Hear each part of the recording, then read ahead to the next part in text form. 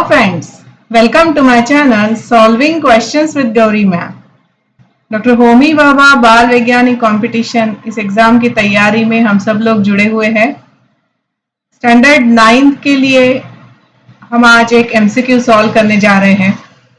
आपने देखा होगा मेरे चैनल पर इस एग्जाम से लिए हुए बहुत सारे क्वेश्चन सॉल्व करके दिखाए हुए हैं और यहाँ पर आपको चारों ऑप्शन का एक्सप्लेनेशन मिल जाता है। इसके अलावा यहाँ पर मेरा व्हाट्सएप नंबर शेयर किया हुआ है जिसके थ्रू आपको कुछ अगर डाउट है, कुछ कंसेप्ट समझ कर लेनी है तो आप मुझसे कांटेक्ट कर सकते हो। We can have online one on one session to solve your doubt. तो चलिए आज का क्वेश्चन देखते हैं। Question is rhizobium inoculation provides which of the following benefits. Statements दिए गए हैं। Crops get more supply of oxygen and carbon dioxide. Side effects of fertilisers are avoided. It is useful in supplying nitrogen to crops. The production cost of farmers increases. और इन statement के अलग अलग combination हमें options में दिए हुए हैं। तो राइजोबियम क्या है, लेग्यूमिनस प्लांट्स क्या है, याद है आपको? चलिए एक बार रिवाइज कर लेते हैं ताकि ये क्वेश्चन सॉल्व करने में हमें आसानी हो जाए। So will see the role and importance of rhizobium. Rhizobium और लेग्यूमिनस प्लांट में एक सिम्बायोटिक एसोसिएशन होता है। राइजोबियम बैक्टीरिया लेग्यूमिनस प्लांट के रूट्स में रहते हैं इन रूट नोड्यूल्स। ठीक है, याद आ रहा है? ये वहां पर बैक्टीरिया रहकर वहां पर वो प्लांट को नाइट्रेट्स, नाइट्राइट्स और अमाइनो एसिड ये सप्लाई करते हैं। नाइट्रोजन फिक्सेशन करने का काम करते हैं and it supplies the nitrogenous compounds. इसके बदले में plant provide energy in the form of carbohydrate और उसे रहने के लिए जगह भी प्लांट दे देता है।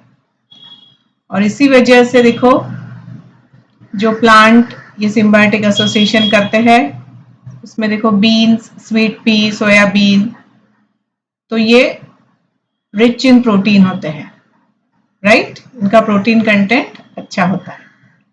लिंक करो, एक एक चीज एक दूसरे के साथ लिंक करना सीखो। तो देखो ये हार्वेस्टिंग होने के बाद जो लेफ्ट ओवर रूट्स होते हैं वो फार्मर्स डेलिब्रेटली वापस से सॉइल में डंप कर देते हैं ताकि बैक्टीरियल पॉपुलेशन जो होती है सॉइल की वो बनी रहती है, कम नहीं हो जाती। ठीक है, and this also the use of rhizobium has helped to reduce the use of chemical fertilisers, thereby their adverse effects।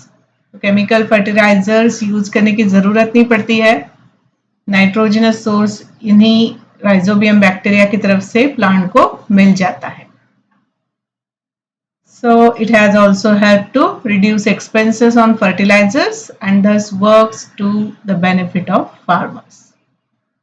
तो एक्सपेंसेस भी कम हो जाते हैं फार्मर के और नेचुरली ये फर्टिलाइजर अवेलेबल है, इसको रीयूज किया जा सकता है। जैसे कि हमने देखा हार्वेस्टिंग होने के बाद वापस से वो जो रूट है उनको वहीं पे डंप कर दो।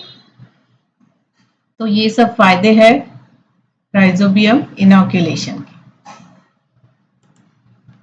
वापस से क्वेश्चन की तरफ आए तो हमें यहाँ दिखता है पहला स्टेटमेंट ऑक्सीजन और कार्बन डाइऑक्साइड के बारे में बात कर रहा है जिसका कुछ रिलेशन है नहीं राइजोबियम से।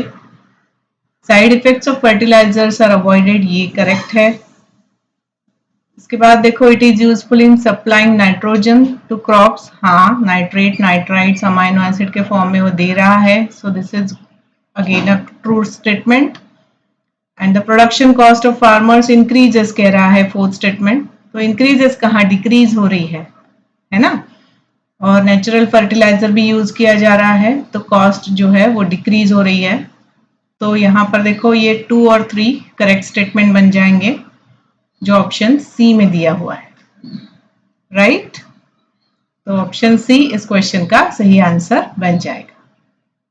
इस वीडियो में ली गई सारी इंफॉर्मेशन मैंने Maharashtra state board standard 9th की टेक्स्ट बुक से ली हुई है। तो चलिए इसके साथ आज का वीडियो यहाँ कंक्लूड कर रही हूँ।